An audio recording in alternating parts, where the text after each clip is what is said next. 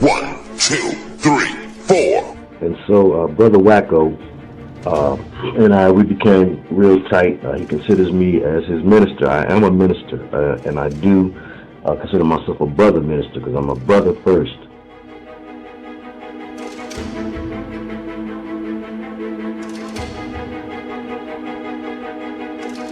And so we had a full spiritual relationship and exchange. He's telling me about one of the most witchcraft-laden places in the country, and the center of the ghetto within it. Magnolia projects, Calio project. We've heard about it through record. Well, he was telling me about it, and he was telling me that right there on the project grounds was the school, and I believe he said the church too. He said all your needs could be met right there on the grounds. And keep in mind, I was the one looking at everything with a suspicious eye. He did, of course, begin to see those things himself as we talked about it, and the Lord revealed it to us both in greater detail. The government project itself is a experiment in necromancy and causing possession.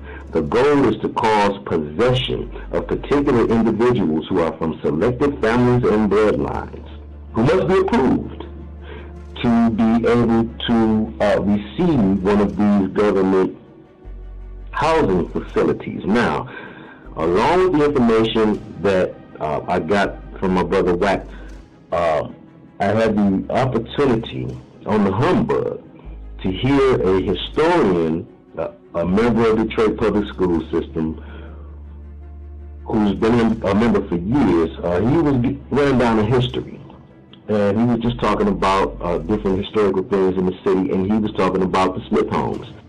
And he explained that it had once been a military base. Now, people that live there have been saying for some time that they've been hearing through the grapevine it was built on top of a graveyard. Now, ironically, this was information I had come to months before I ever met Wack, and before he ever told me about that being the case with the Magnolia. So now we can do some deductive reasoning here. We can make some hypotheses, some theories. We can discern with our spirit that this is not isolated incidents. We're talking about New Orleans and Detroit. If all of this is true and above board, and that's why this is going to be a series within a series, because I want to bring you to the elder who is the source of much of the information about the history of this particular project here, and who does remember this, and who has said that it is true, that it was indeed built on a grave site. And so there's a lot of extras I want to bring in on this, because some of you live in the projects or know someone who lives in the projects, and if you've ever been to the projects, even people that come from hardcore hoods, say the projects is the worst of the worst. Why is the projects worse than the rest of the hood? It has to do with that energy, that negative dead energy, that negative energy, that gangster boogie spirit. Yes, the boogie is nothing but another word for spirit, and it was brought to my attention through a viewer, my brother Blanco. He let it be known that a gangster boogie is one too, and there is a gangster spirit, and if it's over anywhere, it's over Louisiana, and it's over Detroit, it's over Compton, it's over Chicago, it's over New York. We know this. It's over Atlanta. We know this. It's over Miami. But there are certain places where the projects are most notorious, and where the government assistance is a huge part of people's lives. And when that's so, you create a dependency. Now, we're going to leave socialism and all of its ills to another excerpt of the Occult Ghetto. I want the bottom line to be that you understand the spiritual implications of living on top of what used to be a gravesite. You ever seen Poltergeist? They thought their whole problem in the original Poltergeist movie was caused because they lived on top of an old burial ground. This comes from a real understanding in the occult sciences. When you disturb or disrespect the burial chambers, think about what happened to those who went in and raided King Tut's tomb. When you disturb the burial chambers, there's you tear a fabric in the time-space continuum. You create negative energy in the ether that allows for negative entities to come out. And so you have these negative entities, by and large, possessing the people, the families, the chosen families, because it's chosen families that by and large have a lot of children. The original commandment, be fruitful and multiply. So you talk, oh, they have all these babies and blah, blah, blah. But now we're talking about a government who understands more about you than you do. A government that can read the souls of your footprint and understand things about your bloodline and your family line. A government that wants to keep a perpetual poverty going on among grandma and mama and daughter and then the daughter's daughter. And this is what you see in the projects, not just for poverty's sake, but because of the spiritual implications of doing so. It's a generational curse creator to live in the projects, on the project's grounds that has been cursed. I maintain that when it's not built, the old ones were probably all built on grave sites. Please, my brothers and sisters in New York, LA, Georgia, wherever this may find you, please help add on to this. This is not something I'm an expert at. This portion is something that the Most High has brought to me in recent years, and I've not still found enough evidence. The paper trail on this is hard to follow. Follow.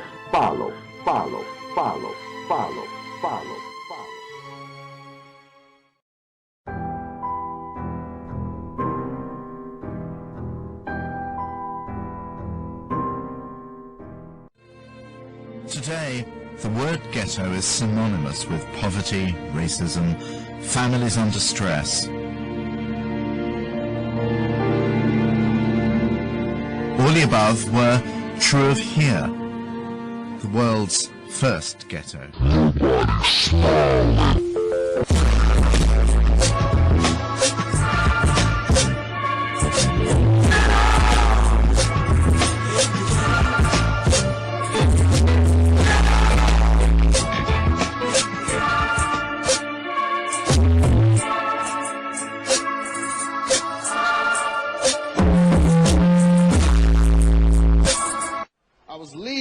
And I was sitting in a hotel, and a voice said to me, said, look around, what do you see?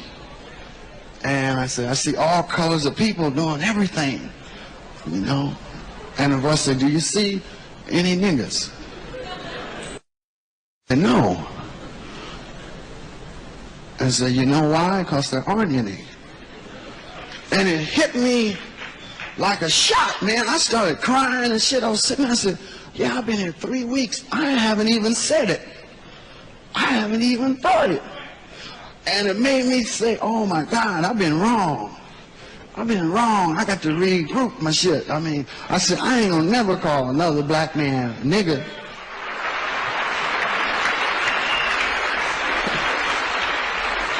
Because we never was no niggas. That's a word that's used to describe our own wretchedness.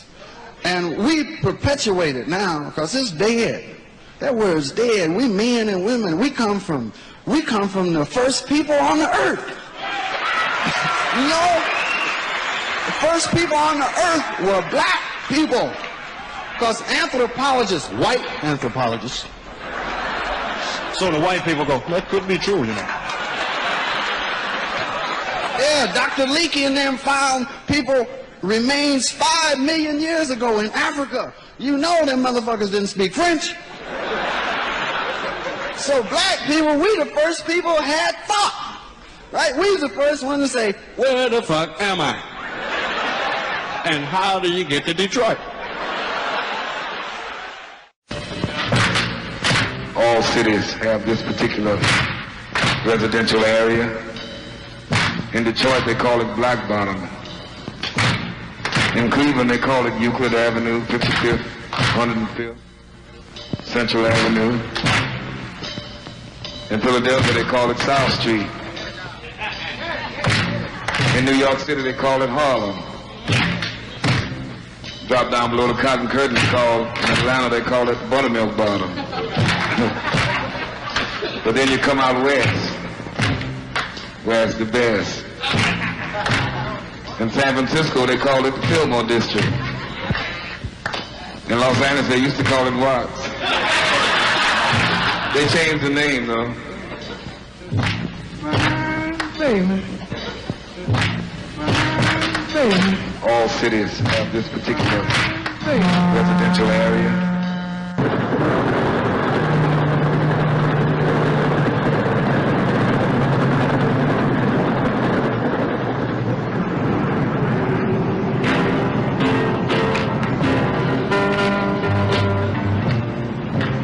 I'm gonna leave, get a job with the help and the grace of a God. Save my money and get rich, I know, and bring it back to Tobacco Road. Bring that light and the crane, blow it up and start all over again. And I'll build a town I'll be proud to show, and keep the name Tobacco Road, 'cause it's a home, yeah. Tobacco Road can be any black Negro ghetto in America. Whenever a brother leaves one city going to another, well, he's really just going from one ghetto to another in that particular city. He's going to the ghetto, and he knows this. That's where his people are.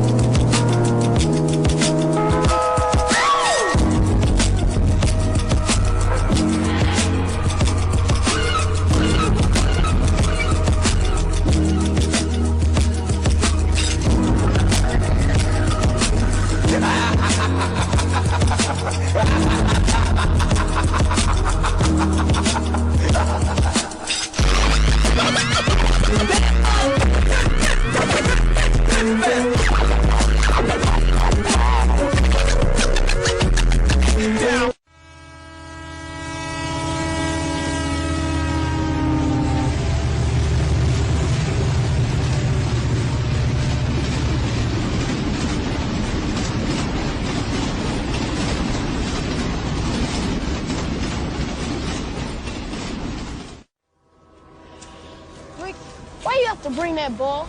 I ain't saying nothing if it get took. Y'all want to see a dead body? Yeah. From kings of Kush to slaves of Kush. A child once asked, "Daddy, how did we end up in the ghetto?" Wow, what a thought. But any fully awakened, selfless, and conscious mind just has got to wonder, how did former kings and queens, the artisans of the arts, the caretakers of the culture, go from the pyramids to the projects, spanning over the decades, tracing their journey from the time of Pharaoh Ramesses in 1200 BC to the period of Reconstruction in the 1800s, so-called people of color, once a people of culture, have transitioned, and some will say devolved, from once mighty and godly people into the puppets of devils and sirens of Satan, singing songs of the destruction of morality in society. The ghettos of Italy. There are island ghettos, ghettos in the jungles of South and Central America, ghettos in Brazil. There were the ghettos in Warsaw, Jewish ghettos, Amish ghettos. And in spite all of these, it is the notorious black ghettos and government projects of the U.S. that have gradually, unnaturally, unseen-handedly transitioned the poverty mindset into a hermetic counterculture that has, for many, become a way of life, and the only culture that they know or recognize. The miseducated accept it, even embrace it as a lifestyle. The dysfunctional spirit of the disenfranchised, miseducated, and underserved have provided mainstream America, and now the world, with their pressure-inspired entertainment, and have provided the world with much memorable amusement, constantly crafting new creations inspired by their tormented souls. So, how did what was intended to be temporary housing become a haven for generational poverty, murder, and ancestral curses? How did this place that your ancestors did not choose to be in and only moved to because they were forced by a lack of choices become your home?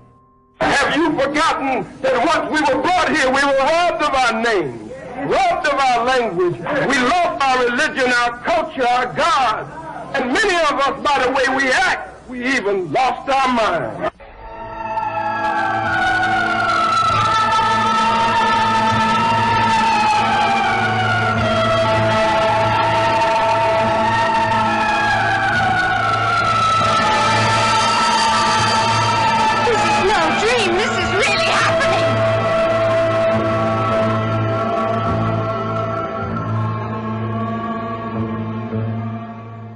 The phenom of the ghetto and its notorious single-parent households was an old trick that evolved from out of the alleged psychological operations that gave us the women's liberation movement, the 1960s cultural changes and ideas, as well as the growing popularity of welfare programs. These programs would promise to give housing, food, clothing, even child benefits, as long as there is no male in the household. These new social attitudes and programs gave incentive and inspiration for young parents ambitiously chasing the illusion of the American dream to abandon the traditional family structure. The mass incarceration and increasing disenfranchisement of black men, combined with the new attitude of the heavily promoted independent woman, gave birth to the New World Order designed family structure we see today.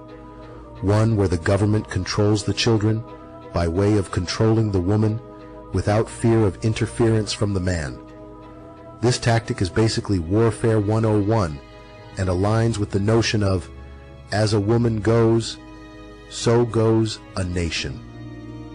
The concentration of African American families in impoverished urban areas, often referred to as ghettos, is a complex issue with deep historical, social, and economic roots.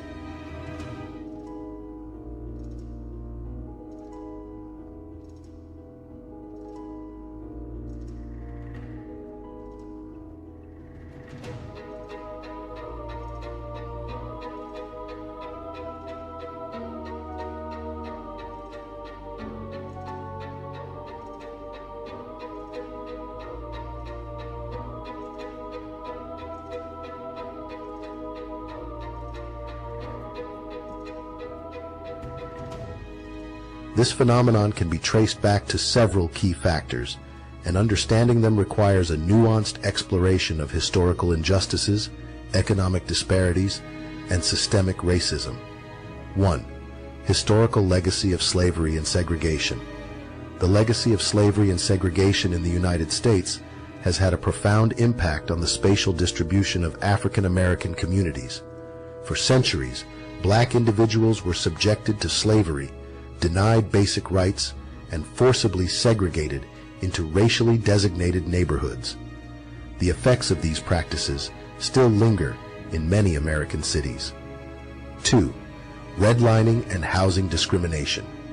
In the 20th century, discriminatory practices like redlining systematically denied African Americans access to housing in certain neighborhoods, particularly those with better resources and opportunities.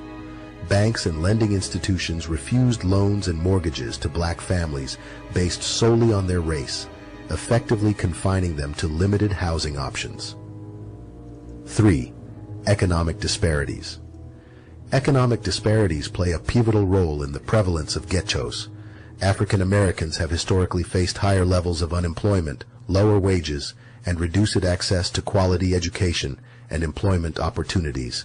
These economic challenges make it difficult for many black families to move out of impoverished neighborhoods. 4. Mass incarceration. The disproportionate incarceration of African Americans in the United States has also contributed to the ghettoization of communities.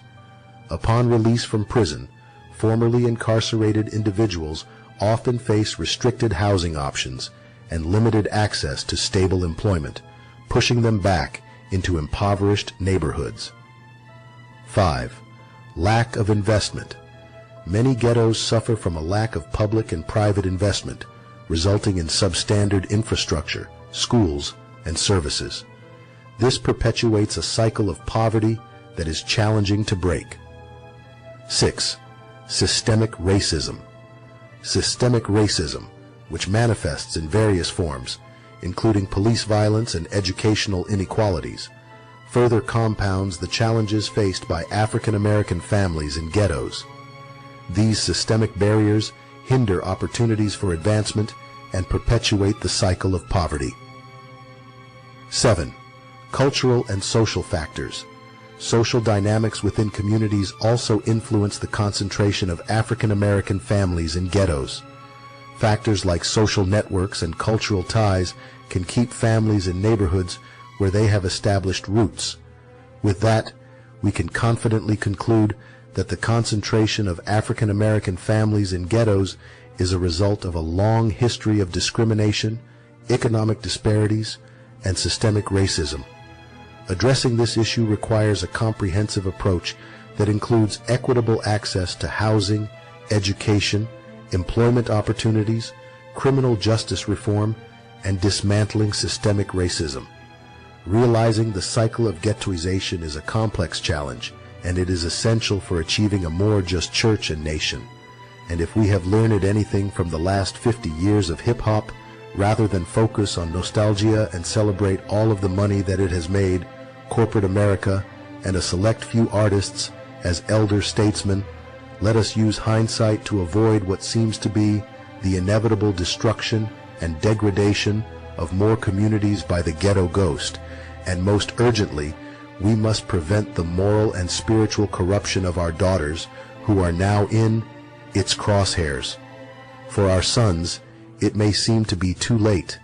The PTSD and arrested development caused by generations of living in the conditions of the ghetto has caused Generation X to act as the immature and oblivious parents of a problem child who are in denial about their child's obvious delinquency.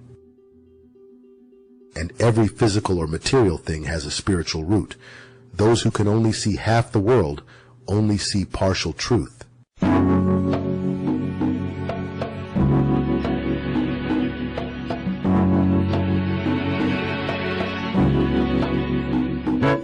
Little ghetto boy.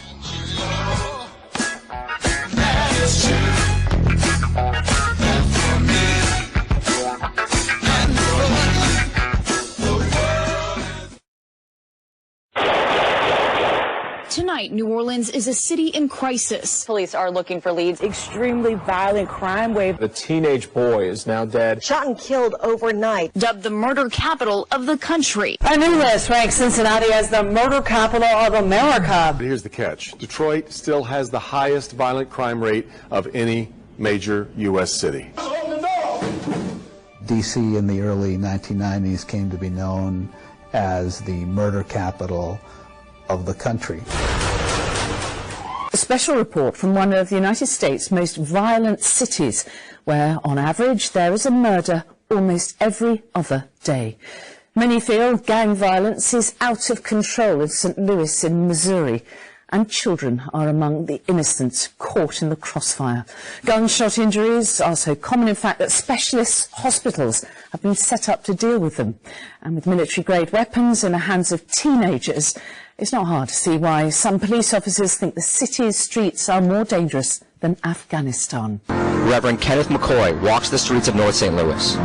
He hands out food to the homeless in one of the most dangerous areas in the U.S. And tonight there's a $100,000 reward for information in a wave of child killings. A lot of people talking about their frustration over the level of gun violence, and that children once again were hit by gunfire. 16 young people under 19 years of age have been killed by gun violence in St. Louis this year. 14 were killed last year. Walking home with friends in West Philadelphia after a pickup basketball game when a group of young people approached them and clashed. How does it go from guys arguing to someone pulling a gun? It's just the way the world is nowadays. It's like people feel like they gotta have a gun to, have power. One bullet grazing his shoulder. It was a near miss. Rasan was lucky. Too often in Philadelphia, someone else's child is not. A very dangerous night on South Street. 14 people were shot. 3 of those people have now died. The city of brotherly love, bleeding in bullets. You just hear it. They just start shooting. In a nation where gun violence has become an epidemic from city to city, Philadelphia is setting its own grim record. 562 people shot dead last year, the most ever in its history. Oh my God. Hundreds more than New York or Los Angeles. Someone must have got hit. Whether your driver's license describes you as white or black, at this point in history, you can say that the ghetto has affected you and or your children, if in no other way than through the ghetto-born, supernatural phenomena of the counterculture called hip-hop and its star component, rap music. But as we reflect upon where we are today and how we got here, I feel compelled to ask the question, have we become the proverbial parent in denial, who defends and excuses their offspring's wrongdoing, no matter how bold and disrespectful? At this point, if we are elders, we cannot allow for even further degradation of our daughters by this so-called culture. At the rate it's going today, and through the rise of ratchet female rap, this culture will only continue to bring about more self-destructive behavior, inspired by the spirit of its music. Will we obliviously celebrate its birth, its commercial success, as well as its awards and achievements, while the spirit of rebellion has its way with our young women? Will we hey and ho in the same sorry way that we stood idly by and allowed it to turn out and brainwash our sons? As you note how the world seems to celebrate this so-called culture, consider the fact that what they are celebrating is a symptom of the ghetto, which was and still is a place designed by the enemy in order to produce multi-generational death, poverty, miseducation, and ignorance. Some may only see the things that the media and critics of this world highlight as positive products of the ghetto. But to have an honest dialogue about this netherworld that some of us know so well, we have to look over a few receipts, and together we'll discover how much we actually don't know about it.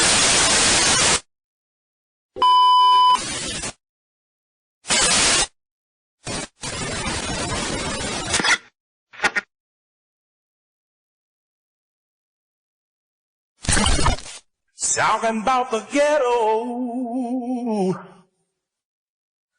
funky, funky ghetto. Trying to survive, trying to stay alive. But perhaps the best example of how European ethnics would finally gain the full benefits of whiteness came with an innovation in housing at the end of World War II.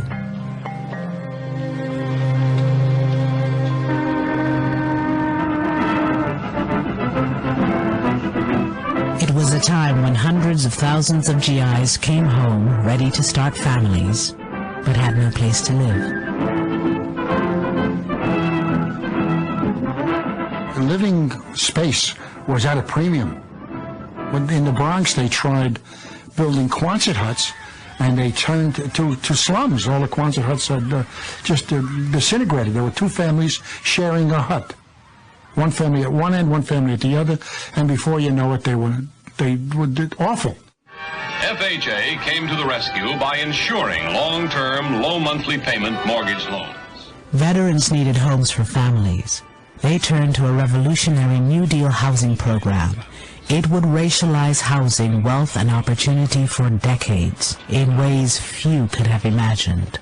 In the 1930s, the federal government created the Federal Housing Administration, whose job it was to provide loans, or the backing for loans, to average Americans so they could purchase a home. Due to the stimulation of the National Housing Act, from every section of the country come reports of vastly... In order to purchase a house in America prior to the 1930s, you had to pay 50% of the sales price up front. The new terms of purchasing a home was that you put 10% or 20% down, and the bank financed 80% of it, not over 5 years, but over 30 years at relatively low rates. This opened up the opportunities for Americans to own homes like ever before. The average person could own that home. If these terms sound familiar, they should, because this is essentially the same financing scheme that allows most Americans to own their homes today. Federal programs and banks sank millions into the home construction industry. Their message to veterans: you can afford a new home. Buy a new home now.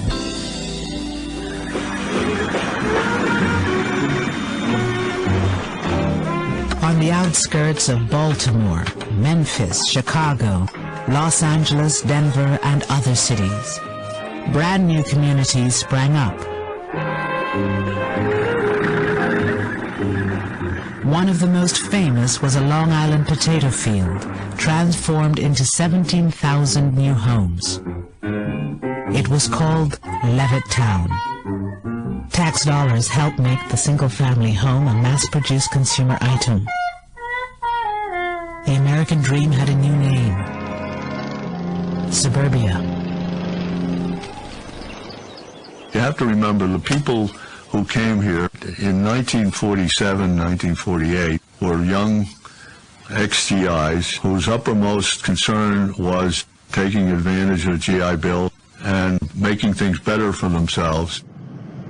Before moving to Levittown, Herb Callisman and his wife Doris lived in a cramped attic apartment in New York City. And when we began to look for an apartment, we found that the apartments were $100, $125, $150 a month. I know that's unbelievable today, but it was too expensive for us. And out here in Levittown, the mortgage payments were $65 a month.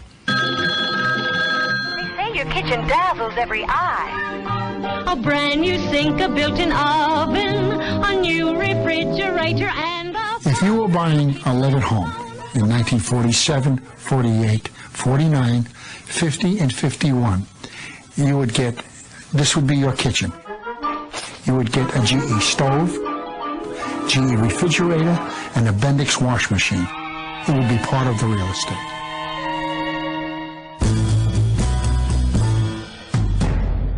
Came to Levittown and we found the model house, and we walked in and we looked around, and of course in the eyes of a young man who was raised in the ghetto, so to speak, it was an interesting experience, interesting lifestyle, seeing all the new modern conveniences, very fascinating.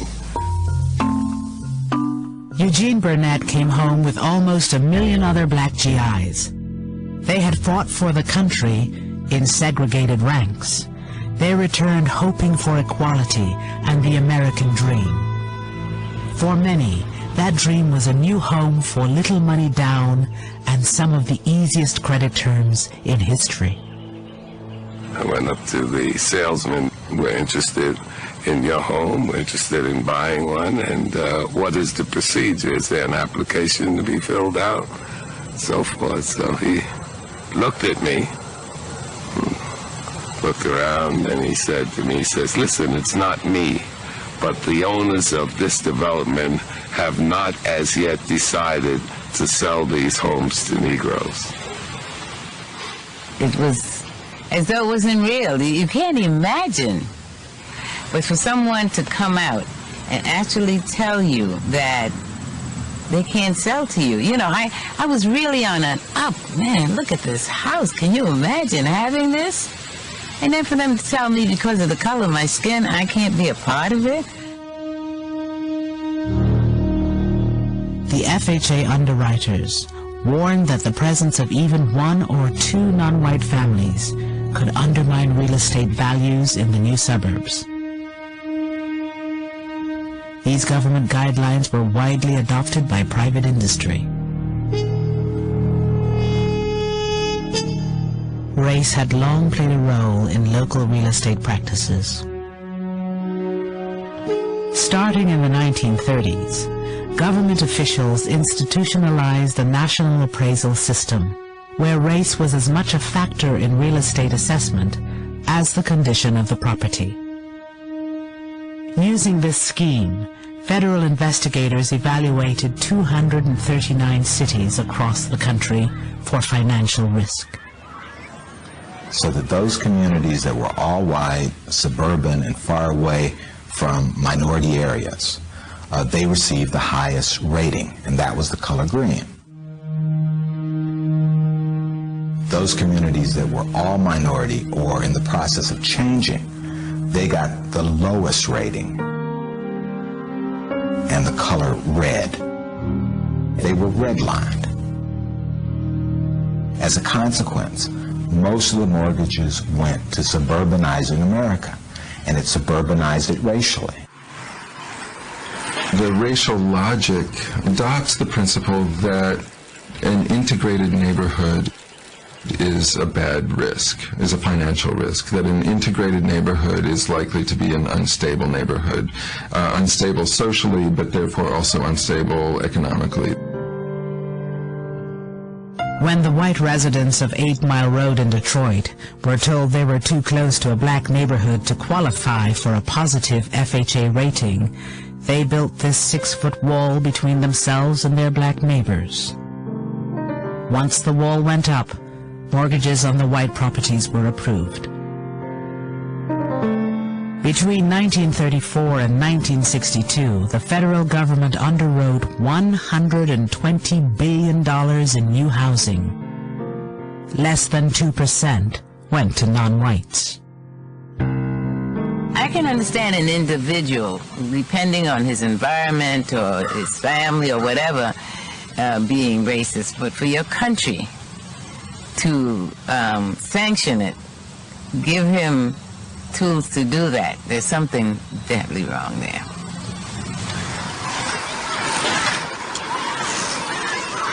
I think we had the golden chance after World War II, and we flubbed it, because here we had a GI Bill that was that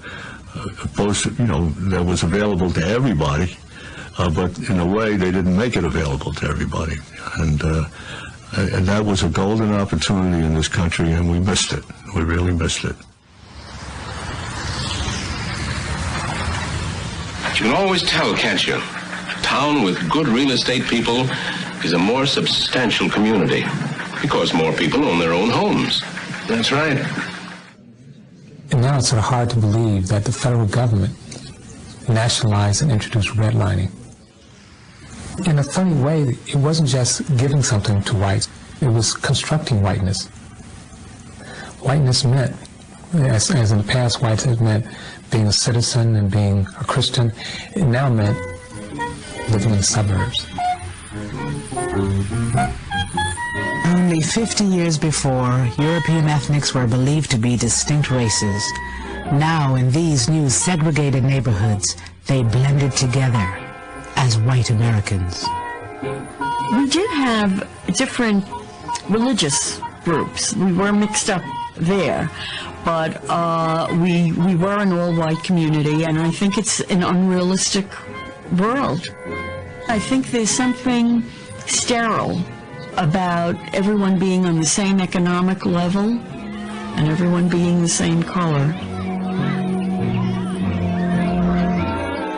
It certainly doesn't promote a feeling of a wider world, wider, not whiter, to live in a place where there are only people that look like you. Cartoonist Bill Griffith remembers moving from Brooklyn to Levittown as a kid. It's an untenable artificial world. You're creating a weird utopia in a way. A utopia of middle-class white people who were trying to deny that they were living in a multi-racial world. And how long can you keep that up? You can't keep that up forever.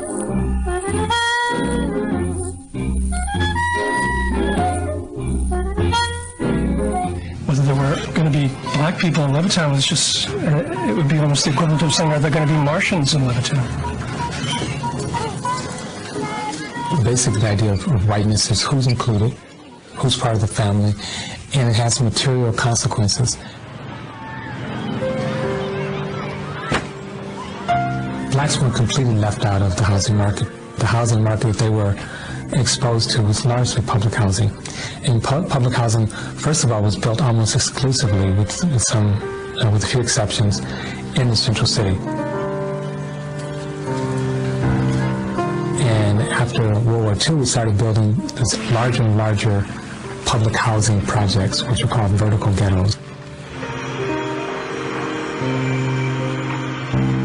All of a sudden, you're concentrating large numbers of poor people of color in one place. Another federal program, urban renewal, was supposed to make cities more livable. 90% of all housing destroyed by urban renewal was not replaced. 2/3 of those displaced were black or Latino. Fair housing for all human beings who live in this country is now a part of the American way of life. In 1968, President Johnson signed the Fair Housing Act. For the first time, racial language was removed from federal housing policy. Non-white families began moving into traditionally white communities in numbers.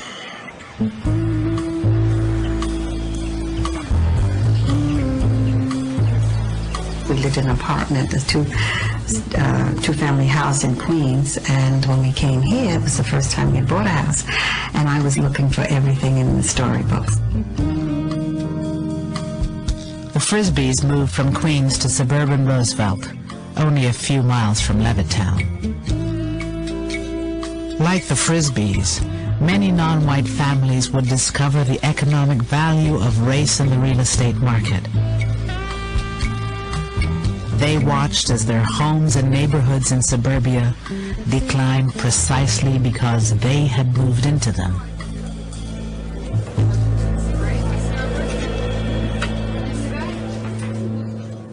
When I moved into a neighborhood, I thought it would stay intact the way it was.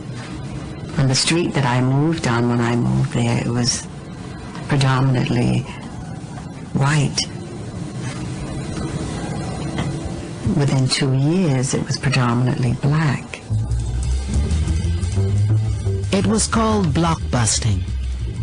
Real estate agents preyed on the racial fears of white homeowners to get them to sell their homes quickly for less than market value. The homes were resold to non-whites at inflated prices. Well, they would say, you know, we're having black people move in. Now, I will give you cash if you want to sell me your house. Do you want to stay with black people next door to you? And that's the way it went on. And as Bunny said, a lot of the people just said, yes, I'll take the money and run. And that's the start of the white people leaving. As more black and Latino families moved to Roosevelt, real estate became more and more depressed, just as the FHA had predicted. But why? I have an idea my house is probably worth around 120 in this town. But what it would be worth in Wantor or Garden City or some other place, probably around 200,000 or better. Now you're talking about 80,000.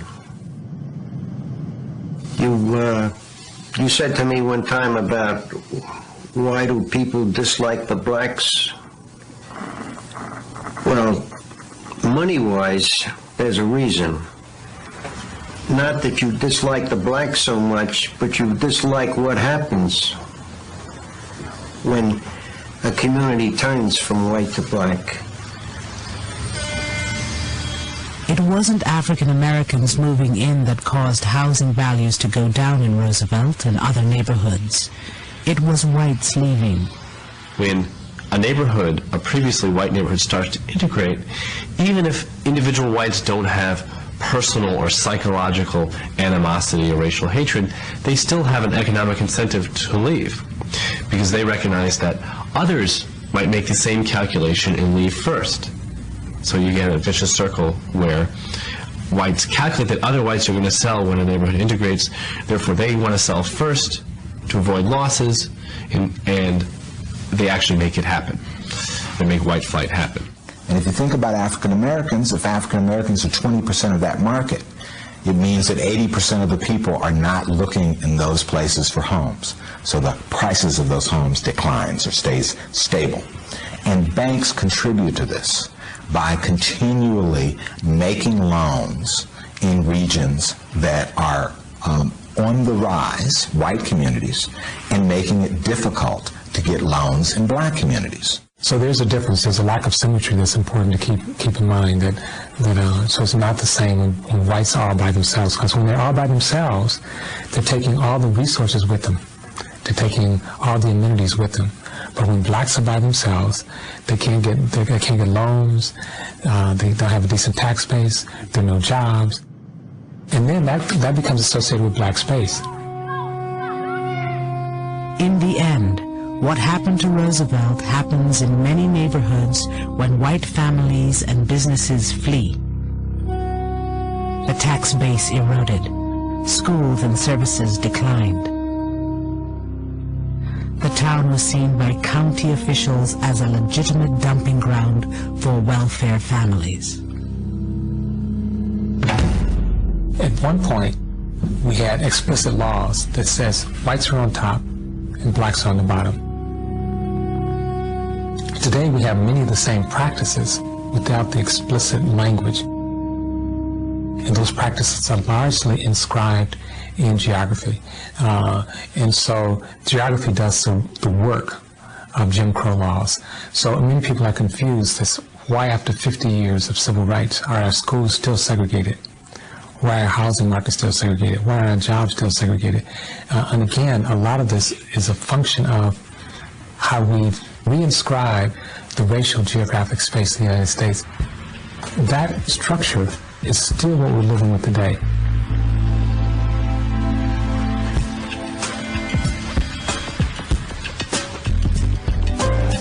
As homes in white communities appreciated in value, the net worth of these white families grew. For most non-white families who stayed in urban neighborhoods, the housing market open to them in the 50s and 60s was largely a rental market. You don't gain equity by paying rent. Where one's family lives in America is not just a matter of taste and preference. You have the issue of housing and wealth. The majority of Americans hold most of their wealth in the form of home equity. So that's their nest egg. That's how they can finance the education of their offspring. That's how they can sort of save up for retirement. It's their savings bank, right? They're living in their savings bank. My family, like a lot of families, was in Detroit struggling to buy a house. You had a dual housing market, one white, one black. A housing market with one with a lot of demand, another housing market with very little demand. My father lives in the house that I grew up in. The house today, 5-bedroom house, is worth about $20,000.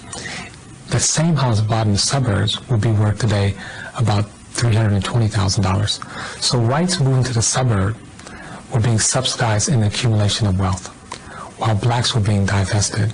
And these were public policy decisions in which, on one hand, people were given access to property, given title, and subsequently wealth, and on another hand, where people were not given access to property, did not generate wealth, and did not generate the kind of opportunity for the next generation. So if you can get a government loan and with your GI Bill, your newly earned college degree, and buy a house in an all-white area that then appreciates in value, that then you can pass on to your children, then you're passing on wealth that has all been made more available to you as a consequence of racist policies and practices. To the child of that parent, it looks like my father worked hard, bought a house, passed his wealth on to me, made it possible for me to go to school, mortgage that house so I could have, you know, relatively debt-free college experience and finance my college education. How come your father didn't do that? You know, well, there's some good reasons why maybe your father had a harder time doing it if you're African American or Latino or Native American. And the thing that's really slick about whiteness, if you will, is that most of the benefits can be obtained without ever doing anything personally. For whites, they're getting the spoils of the racist system, even if they're not personally racist. To glimpse one of the far-reaching consequences of racial inequality, you need only consider one statistic: comparative net worth or wealth. If you add up everything you own and subtract all your debts, what's left is your net worth. Today, the average black family has only 1/8 the net worth or assets of the average white family. That difference has seemingly grown since the 1960s, since the civil rights triumphs, and is not explained by other factors like education, earnings rates, savings rates. It is really the legacy of racial inequality from generations past. No other measure captures the legacy, the sort of cumulative disadvantage of race, or cumulative advantage of race for whites than net worth or wealth. Even with the same income, white families have on average twice the wealth of black families. Much of that difference lies in the value of their homes. But what happens when we compare families along the color line who have similar wealth? When you make the right comparison, when you compare a black kid from a family with the same income and wealth level as the white kid from the similar economic situation, rates of college graduation are the same. Rates of employment and work hours are the same. Rates of welfare usage are the same. So when we're talking about race in terms of a cultural accounting of these differences or a genetic accounting of these differences, we're really missing the picture because we're making the wrong comparison.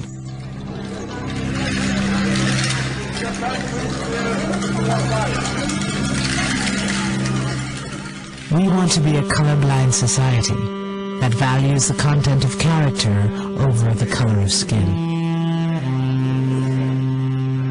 The hope of thousands of newcomers who arrive each year is that we already are. To the flag, United States of America, and to the republic of which... I don't see color. I see people, the saying goes. There are people from 100 other nations who look different from you. People whose religion, history, skin color, and reason for being here today may be different from yours. But in post-civil rights America, is color blindness the same as equality? The notion of colorblindness came to us from that famous I Have a Dream speech of Dr. Martin Luther King, where he said that people should be judged by the content of their character and not by the color of the skin. And what has happened in the post-civil rights era is that whites have assumed that we are already there, that we're in a society where color does not matter.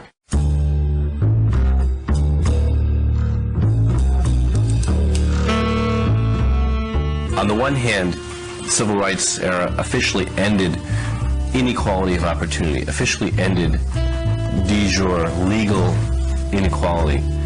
At the same time, those civil rights triumphs did nothing to address the underlying economic and social inequalities that had already been in place. It doesn't recognize the fact that the rewards, the house, the Lexus, the big bank account, those are not only the rewards of the pot of gold at the end of the game, they're also the starting position for the next generation. The wealth gap grows. The advantages of being white accumulate from one generation to the next. What are the benefits or the advantages to being white in a society that has historically given benefits and advantages to members of the dominant group? And if you are a person who has that privilege, you don't necessarily notice it. So until we recognize that there's really no way to talk about equality of opportunity without talking about equality of condition, then we're stuck with this paradoxical idea of a colorblind society in a society that's totally unequal by color. Claiming we don't see race won't end racial inequality. As Supreme Court Justice Harry Blackmun said, to get beyond racism, we must first take account of race. There is no other way. And just as we're born into the system, we don't ask to be loaded up with stereotypes or omissions or distortions when we come into the world. We don't ask to be in a structure which is unfair, but that's what we have inherited. Whether you identify as a person of color, whether you identify as a white person, it doesn't matter. I think we have to be uncomfortable with the present racial arrangement. In a sense, I think we have to be willing to be uncomfortable, willing to demand more of ourselves and more of our country, and willing to make the invisible visible. I think we all have to think about, what can I influence? I don't influence everything, but the things I do influence, I can think about, how am I making this a more equitable environment?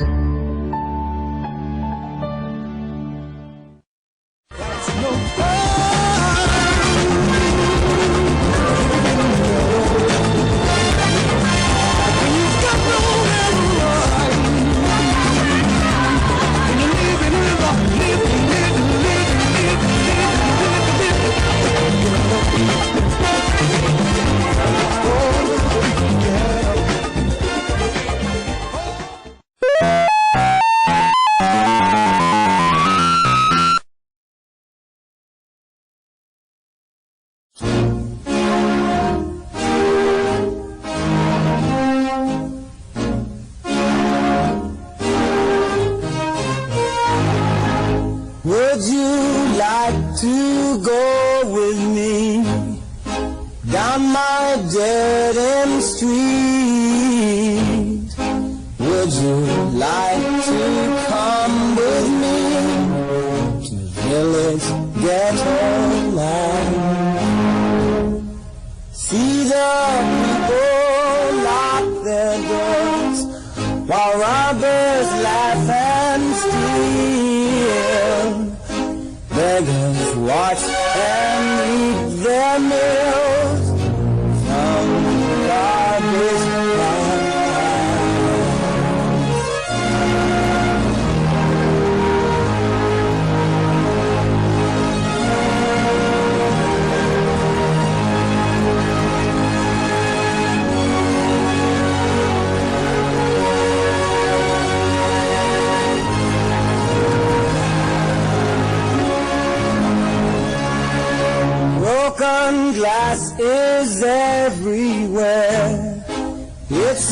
bloody scene. Killing plagues the citizens, lost their own police. Children play with rusted cars, swords cover their hands. Politicians laugh and drink, drunk to all demands.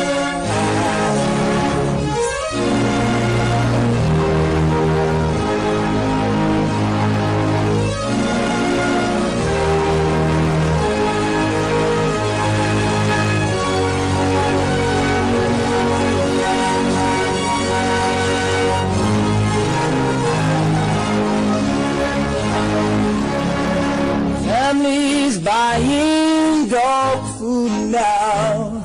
Starvation roams the street.